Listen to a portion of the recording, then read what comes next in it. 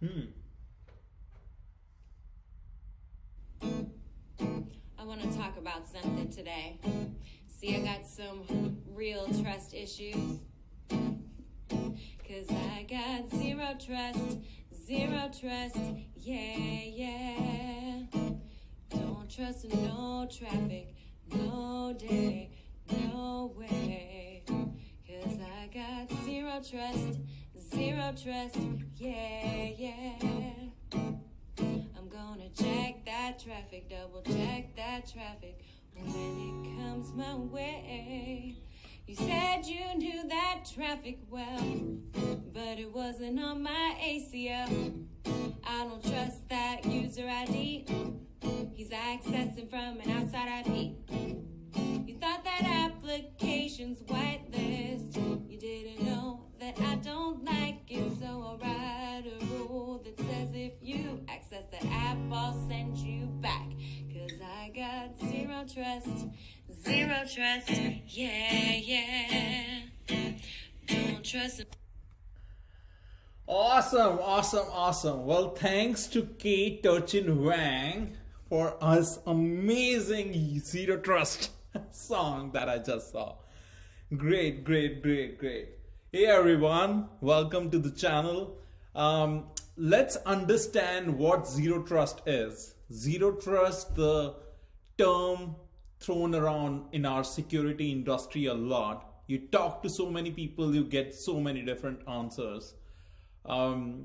Let's try to understand and unwrap in couples videos ahead and understand what Zero Trust is, how the organizations can implement an architectural framework in general and implement that security in their environment. So what is Zero Trust? Ask 100 people, you're gonna get 100 different answers. This is an IT security model, an architecture which requires an identity verification. And when I throw this word identity verification, it's as can be complex or as simple as you want it to be, but making sure that we try to enforce the identity, and every single person and every single device who wants to access anything on the private network, regardless of wherever they are sitting, in a coffee shop, in office, wherever they are, this ZTNA technology entrusts that zero trust architecture. An approach where different principles, different technologies all come together to form that model. The main fundamental principle behind this is never ever trust anyone, even if they are inside the network. And that's what a lot of problems happen is we believe that if someone is inside the network, they are secure, they are one of us. But no, in zero trust architecture model, don't trust anyone, even if they're inside the network. Don't trust anyone, nothing. You give access depending upon what the identity is and move forward with that model. So let's understand with this model how our traditional security models have been.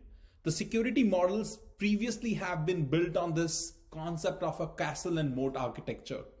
When I say castle and moat architecture, it means that it's very hard to obtain access, from outside the network. Everyone inside the network is trusted, by default. The problem is this approach of a castle and moat is once an attacker comes inside your castle, they can literally come in and do anything that they want.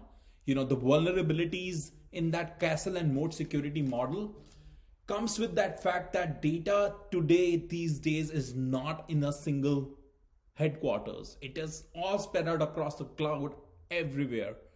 And the more cloud vendors that we have, it is very difficult to come into this model where we say we are going to have all our assets in one place. No. So if our data is distributed all across the place, how can we trust this model? So then what's the solution? How do we go into a different kind of a model and move forward? But before we do that, let's try to understand the history behind this, why this model makes sense. Now, this is not a new term, even if you go back 10 to 15 years back, this model, this concept was first introduced actually by Google. Google introduced a zero trust security in their network, which led to, Google does things, everybody starts taking a look at what is Google doing to protect their own network. So there's a growing interest and adoption in this tech community about, and especially in the cybersecurity industries, when Gartner started enforcing a lot of these things in the cybersecurity model. A lot of cybersecurity firms, started investing into a model of zero trust, and that's where zero trust has now become a very, very critical thing, especially in the cybersecurity industry, especially in the SASE framework, which we generally talk about a lot on this channel. So just imagine, right, that why this model is important. Any single data breach today can cost millions and millions of dollars for our companies. So it's not a surprise that now companies, the biggest of the enterprises that we see, they are investing into this model of zero trust. So let's go and unwrap some of these things. What makes this zero trust model much more safer and secure? The first one is the continuous monitoring and validation that this model ensures. The whole philosophy behind the zero trust networks is that attackers are now within the networks, they are outside the networks, the users and machine, you cannot trust them, they are not automatically trusted. We have to verify continuously all the identities, all the privileges, making sure the logins are checked, checking, if they have entered username and password once, is that good, or do you want to check it again every few hours, and making sure that the username password has not been breached. So all that periodically enforcing that, establishing that, continuously re-verifying that is done through zero trust.